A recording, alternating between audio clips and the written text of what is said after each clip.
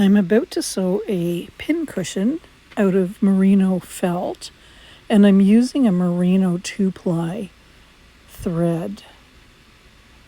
And what I want to do now is start a decorative stitch inside using a running stitch. So I'll come in through the back, and then I want to get a little knot on my thread, and I'll clip off the end of it so that there's not too much additional thread on the inside of the top layer that we're adding the decorative elements to.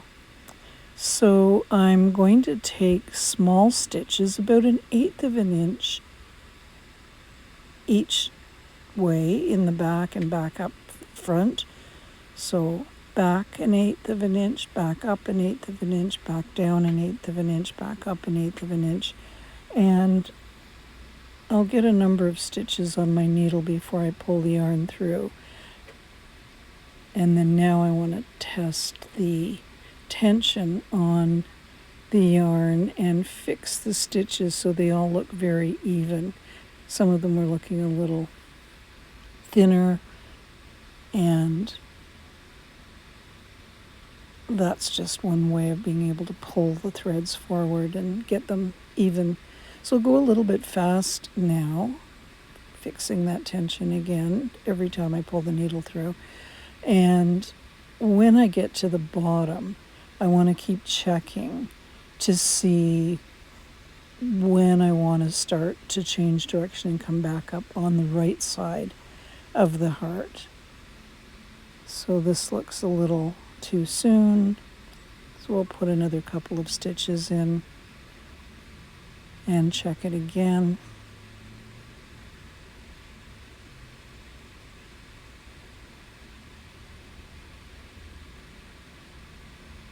Well, it looks like I can probably put 1 or 2 more stitches in, and then we're ready to start up the right side of the heart.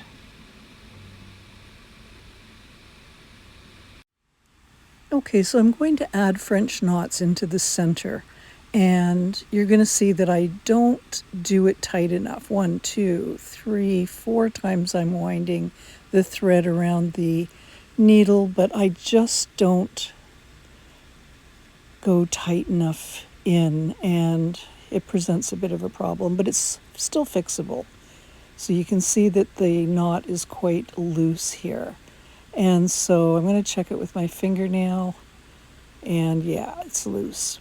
So I take my needle and pull at it a little bit, and then I'm going to take my fingernail and pull the knot down towards the end, and now it's nice and tight. So the next one, I know I'll just go in a little bit tighter towards the needle tip. 1, 2, 3, 4, really tighten that at the needle tip and in very close to where I came out. And yeah, this one's nice and tight. And so now that I know what I'm doing a little bit better, I will proceed to put in as many French knots as will fit inside. And then I'll take it to the back and I'll put a knot at the back. So I've been doing a blanket stitch along the edge, so it's in the front and then looping the thread over to the left in the front again, picking up the thread and bringing it over to the left, and I'll do that all the way over to the point where I started, and then I'll put in about 3 tighter stitches at the point, and then bring my thread into the middle of the heart, and I'm just going to bury the thread in there, take a few little stitches for variety so that I've got small, medium, and large French knots happening, and a few little stitches, and then I'll go back into the center. I'll take 1 more stitch, go into the center and pull the double threads through, and then clip them, and then just pull a little on the heart so that it buries itself in the center, and push out some of the seams and we're done. That's it. I've secured my pincushion inside the inner top lid of a heart-shaped tin that I'm using to hold a few supplies. And the lid just pops on and stays in place quite nicely.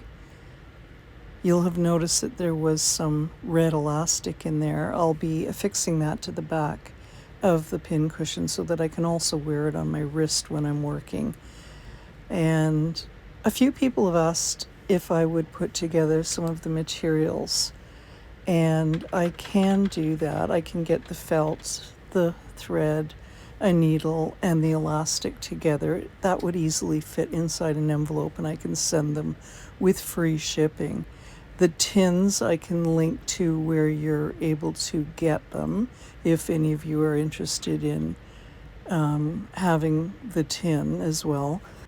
And I'll post a link to the blog post with a photo of what's in the kit in the description below as well.